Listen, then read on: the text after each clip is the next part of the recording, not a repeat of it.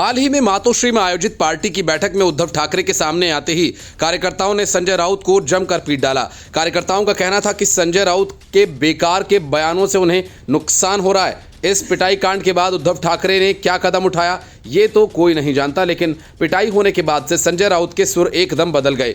कल तक पानी पी पी कर देवेंद्र फडणवीस को कोसने वाले संजय राउत अचानक उनकी तारीफ करने लगे। तारीफ भी ऐसी वैसी नहीं बल्कि सामना में लिखकर। असल में मुख्यमंत्री देवेंद्र फडणवीस ने नए साल के पहले दिन नक्सल प्रभावित गढ़चिरौली जिले का दौरा किया। देवेंद्र फडणवीस ने कहा कि वो इस यात्रा के दौरान गढ़चिरौली जिले के संरक्षक मंत्री बनना चाहेंगे। नए साल के पहले दिन देवेंद्र फडणवीस के गढ़चिरौली दौरे का खास महत्व हो गया है। इसके साथ ही फडणवीस का दौरा काफी चर्चा में है। शिवसेना यूबीटी के मुखपत्र सामना में मुख्यमंत्री देवेंद्र फडणवीस की जमकर तारीफ की गई। सामना में लिखा, यदि वर्तमान मुख्यमंत्री गढ़चिरौली को नक्सली जिले के बजाय स्टील सिटी के रूप में नई पहचान देते हैं तो इसका स्वागत किया जाना चाहिए। संजय राउत ने आगे लिखा कि गढ़चिरौली को आखिरी नहीं बल्कि महाराष्ट्र के पहले जिले के तौर पर पहचान दिलाने की कोशिश करेंगे मुख्यमंत्री, तो ये गलत नहीं है।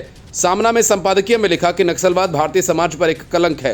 गढ़चिरौली जिले में नक्सलियों के कारण अब तक साधारण विकास भी नहीं हो सका, लेकिन ऐसी जगहों पर अक्सर हुक्मरानों की इच्छा शक्ति ही महत्वपूर्ण साबित होती है। यदि मुख्यमंत्री फडणवीस ने इसे करके दिखाने का निर्णय लिया तो ये खुशी की बात है। माओवाद के नाम पर जवान लड़के शरीर पर फौजी वर्दी चढ़ाते हैं, बंदूकें उठाते हैं और दहशत फैलाने का काम करते हैं। मुखपत्र में आगे लिखा, कुल मिलाकर ऐसा लगता है कि संभावित संरक्षक मंत्री सीएम फडणवीस गढ़चिरौली में कुछ नया करेंगे, वहां के आदिवासियों की जिंदगी बदलेंगे। उन्होंने लिखा कि गढ़चिरौली में अब तक कुछ भी नहीं हुआ है।